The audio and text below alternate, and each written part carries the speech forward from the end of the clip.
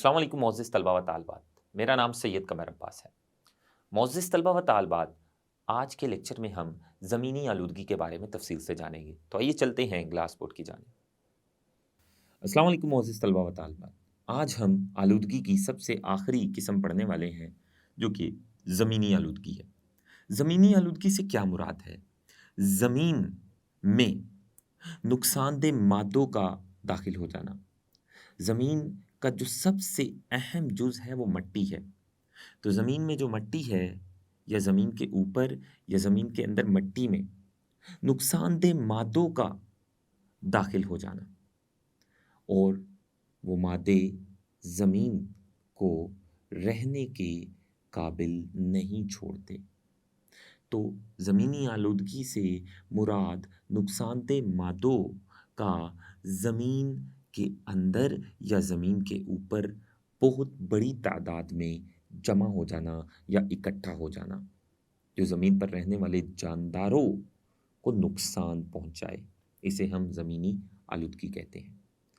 ज़मीन यानी ज़मीन का जो सबसे अहम जुज़ है मट्टी, वो एक बहुत बड़ा कुदरती वसीला है और मट्टी हम सब जानते हैं कि ये प्रोड्यूसर्स की नशोनुमा की बुनियाद है। अगर मट्टी नहीं होती तो प्रोड्यूसर्स कभी भी नशोनुमा ना पाते, पौधे कभी भी ना उगते। तो ज़मीन पे जो मट्टी है, ये पौधों या प्रोड्यूसर्स की बुनियाद है, प्रोड्यूसर्स की नशोनुमा की बुनियाद है और ये बहुत बड़ा कुदरती वसीला है और आज ये भी आलूदगी का शिकार हो गई है, इंसानों की सरगर्मियों की वजह से। तो हम सबसे पहले ये जान लें ज़मीनी आलूदगी क्या है? इससे मुराद ज़मीन में ज़मीन या मट्टी में नुकसानदेह मादों का इकट्ठा हो जाना ज़मीनी आलूदगी कहलाता है। तो ज़मीन या जो मट्टी है, ये बहुत बड़ा कुदरती वसीला है, इसको बचाना हम सबकी ज़िम्मेदारी है। तो ज़मीन किस तरह से बहुत बड़ा कुदरती वसीला है? क्योंकि जो प्रोड्यूसर्स या पौधों की नशोनुमा की बुनियाद है, वो ज़मीन या मट्टी ही है। तो ये हम लिख लेते हैं, ज़मीन या मट्टी बहुत बड़ा कुदरती वसीला है और ये प्रोड्यूसर्स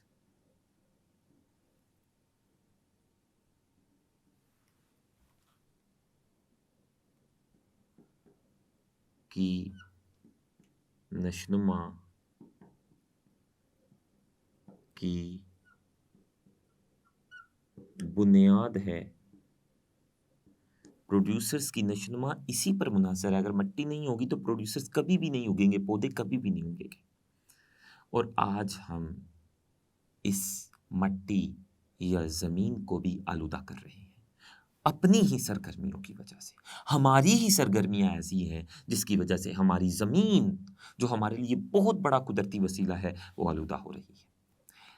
ये ज़मीन यानी मट्टी भी आलूदगी का शिकार हो रही है। अब हम ज़मीनी आलूदगी के ज़राए पढ़ लेते हैं। वो कौन से ज़राए हैं जिनकी वजह से ज़मीन आलूदा हो रही है? तो ज़मीनी आलूदगी के ज़राए,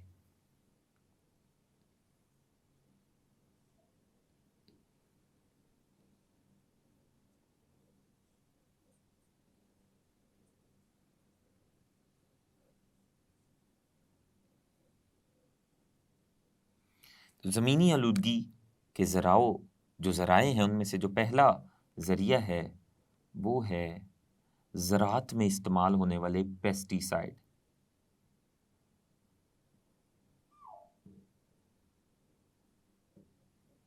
ज़राअत में इस्तेमाल होने वाले पेस्टिसाइड्स, ये भी ज़मीन को आलूदा बना रहे हैं, मट्टी को।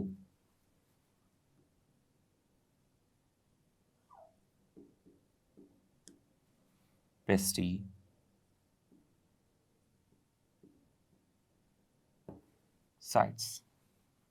तो ज़राअत में इस्तेमाल होने वाले जो पेस्टिसाइड्स हैं ये भी ज़मीन को आलूदा बना रहे हैं।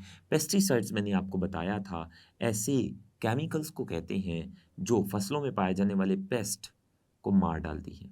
पेस्ट कहते हैं ऐसे कीड़ों मकोड़ों को जो फसलों को नुकसान पहुंचाते हैं। तो उन कीड़ों मकोड़ों को मारने के लिए हम जो केमिकल्स या जो मादे इस्तेमाल करते हैं वो काफ़ी जहरीले होते हैं और उन्हें पेस्टिसाइड्स कहते हैं। और ये जहरीले मादे जब हम फसलों पर इनका छिड़काव करते हैं पेस्ट को या कीड़ों मकोड़ों को मारने के लिए, तो ये फसलों की मिट्टी में दाखिल होकर मट्टी को जहरीला बना देती है। और पेस्टिसाइड्स में ऐसे केमिकल्स होते हैं जो मट्टी में लंबे अरसे तक रहते हैं और मट्टी वो जहरीली ही रहती है जिसमें हमने पेस्टिसाइड्स का छिड़काव किया होता है। तो ये पहली पहला ज़रिया है ज़मीनी आलूदगी का। दूसरा ज़रिया वो है तेज़ाबी बारिश।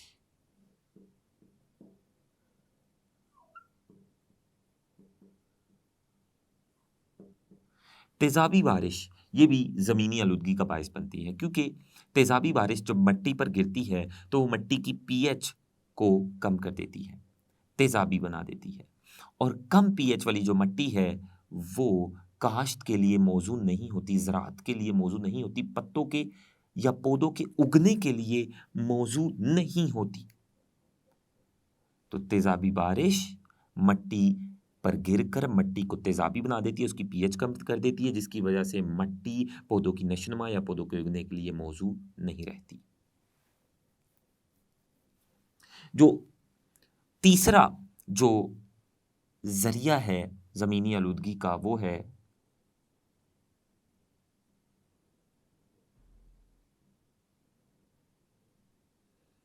जो घरों और शहरों का कूड़ा क्रिकेट है। घरों और शहरों का जो कचरा है वो भी हम ऐसे ही फेंक देते हैं किसी भी जगह पर, या हमने बहुत सारे ऐसे इलाके मखसूस कर दिए हैं जहाँ हम घरों और शहरों का कूड़ा या कचरा फेंकते हैं। वो इलाके जहाँ पर घरों और शहरों का कूड़ा क्रिकेट है, वो इलाके और उन इलाकों की ज़मीन इंतहाई शदीद दर्जे की ज़मीनी आलूदगी में मौजूद हैं। तो घरों या घरेलू और शहरों का कूड़ा क्रिकेट या कचरा ऐसे ही बिखरा होता है ज़मीन पर, और ये ज़मीन की आलूदगी का बायस है, ज़रिया है। चौथी वजह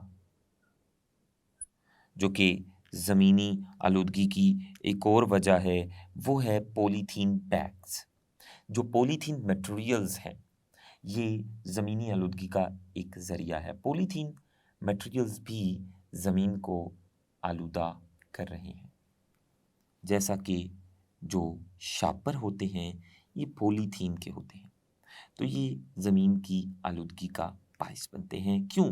क्योंकि ये मट्टी के ऊपर जब पड़े होते हैं तो ये मट्टी से पानी, या मट्टी के अंदर अगर ये मौजूद हों, मट्टी के अंदर दबे हुए हों, तो ये जो मट्टी के अंदर पानी सरायत करता है, दाखिल होता है, उस पानी को मज़ीद नीचे नहीं जाने देता और उस पानी को गुज़रने के लिए रोक देता है। तो घरेलू और शहरों के कूड़ा क्रिकेट के अलावा जो पॉलीथीन मटेरियल्स हैं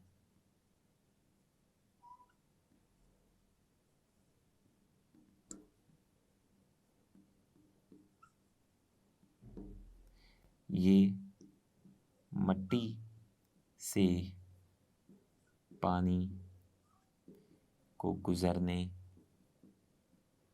से रोकते हैं। अगर ये मिट्टी के अंदर दबे होंगे तो उस मिट्टी से पानी ठीक से गुजर नहीं पाएगा। तो पॉलीथीन मटेरियल्स भी ये ज़मीनी आलूदगी का बायस बनते हैं।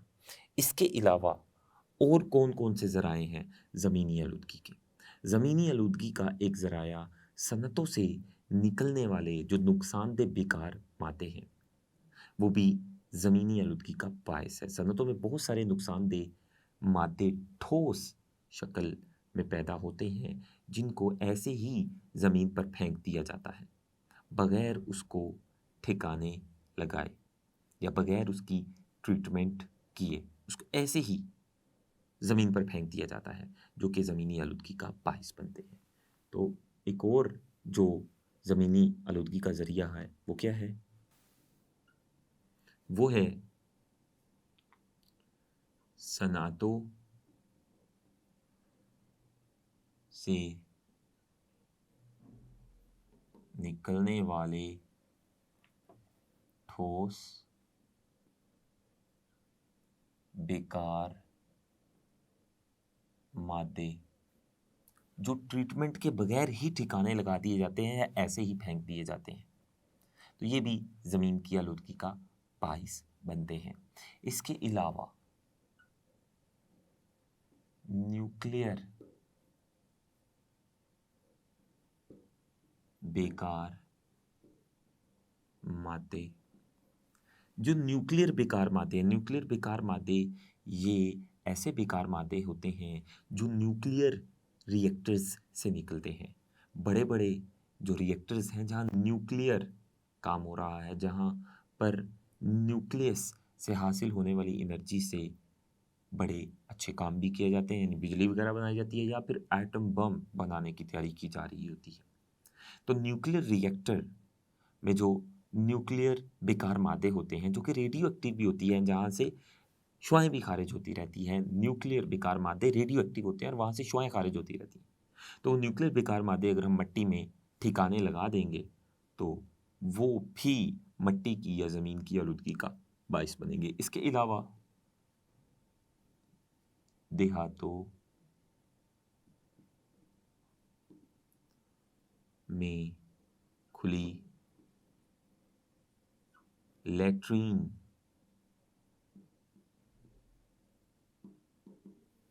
तो देहातों में जो खुली लैट्रीन्स हैं वो भी ज़मीनी आलूदगी का बायस बनती है। खुली लैट्रीन्स में जो फुजला होता है वो फैल जाता है देहातों की ज़मीन पर और वो इस तरह से ज़मीन की आलूदगी या मिट्टी की आलूदगी का बायस बनता है। तो ये हमने ज़मीनी आलूदगी के मुख्तलिफ ज़राए पढ़े। अब हम ज़मीनी आलूदगी को कंट्रोल कैसे कर सकते हैं ये जानते हैं। तो ज़मीनी आलूदगी को कंट्रोल करना, ज़मीनी आलूदगी को कंट्रोल करना। तो ज़मीनी आलूदगी को कंट्रोल कैसे किया जा सकता है? ज़मीनी आलूदगी को कंट्रोल करने के लिए जो बेकार मादे हैं बशमूल न्यूक्लियर बेकार मादे, उनको ठिकाने लगाने का मुनासिब और महफूज इंतज़ाम होना चाहिए। तभी जाकर हम ज़मीन की आलूदगी को कंट्रोल कर सकते हैं। तो ज़मीन की आलूदगी को कंट्रोल करने के लिए सबसे पहला काम क्या करना पड़ेगा वो हम लिख लेते हैं। बेकार मादों बशमूल न्यूक्लियर बेकार मादे ठिकाने लगाने का मुनासिब और महफूज इंतज़ाम। अगर हम बेकार मादों को ठिकाने लगाने का कोई मुनासिब और महफूज इंतज़ाम ढूंढ लेंगे तो ज़मीनी आलूदगी को कंट्रोल किया जा सकता है। यानी किसी ऐसे इलाके में बेकार मादों को ले जाया जाए जहाँ पर लोग मौजूद ना हों। वहाँ पर इनको एक बहुत ही मुनासिब और महफूज तरीके में ठिकाने लगाया जाए कि जिससे ज़मीन आलूदा ना हो, तो इस तरह से ज़मीनी आलूदगी को कंट्रोल किया जा सकता है। इसके अलावा जो बहुत सारे नाकाबिले तहलील मटेरियल्स हैं जो टूटते नहीं हैं, जैसा कि प्लास्टिक और ग्लास, इसके अलावा और बेशुमार नाकाबिले तहलील मादे जैसा कि धाते, इनको दोबारा कारआमद बनाया जाए, इनकी रिसाइकलिंग की जाए ताकि ये ज़मीनी आलूदगी का बायस ना बने। नाकाबिले तहलील मादों को, वो नाकाबिले तहलील मादे कौन कौन से हैं? ग्लास, धात और प्लास्टिक। इन नाकाबिले तहलील मादों को दोबारा कारआमद, यानी इनको एक बार इस्तेमाल करके ना छोड़ दिया जाए, इनको दोबारा इस्तेमाल शुदा ये जो नाकाबिले तहलील मादे हैं, ग्लास, धात, प्लास्टिक, इनको फेंक ना दिया जाए, इनको दोबारा कारआमद बनाया जाए, इनकी रिसाइकलिंग की जाए, पुराने को दोबारा से नया बनाकर फिर इस्तेमाल किया जाए। तो नाकाबिले तहलील मादों को दोबारा कारआमद बनाया जाए, यानी इनकी रिसाइकलिंग की जाए ताकि ये हमारी ज़मीन पर इकट्ठे होकर ज़मीन को आलूदा ना करे, ज़मीन पर ये बिखरे ना हो और ज़मीन को गंदा ना बनाए। इसके अलावा इन ऑर्गेनिक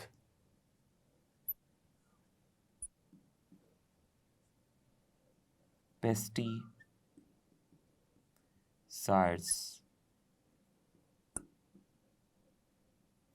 की बजाय ऑर्गेनिक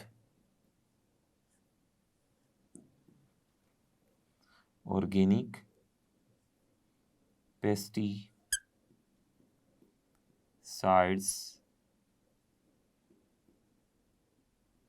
का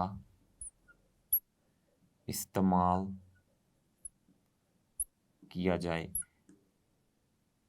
ऑर्गेनिक पेस्टिसाइड्स वो जहरीले नहीं होते और वो ज़मीन में लंबे अरसे तक मिट्टी में नहीं रहते, तो इसलिए उनका इस्तेमाल करना ज़मीनी आलूदगी का बायस नहीं बनता। तो ये हमने ज़मीनी आलूदगी के बारे में पढ़ा, उसके ज़मीनी आलूदगी के ज़राए पढ़े और ज़मीनी आलूदगी को कंट्रोल करने के तरीके पढ़े। मोअज़्ज़िज़ तलबा व तालिबात, आज हमने पढ़ा कि ज़मीनी आलूदगी क्या होती है और ज़मीनी आलूदगी के जो ज़राए हैं उनको तफसील से जाना और ज़मीनी आलूदगी को ख़त्म करने के या कंट्रोल करने के तरीक़ों पर भी रोशनी डाली। इस लेक्चर में इतना ही। अल्लाह हाफ़िज़।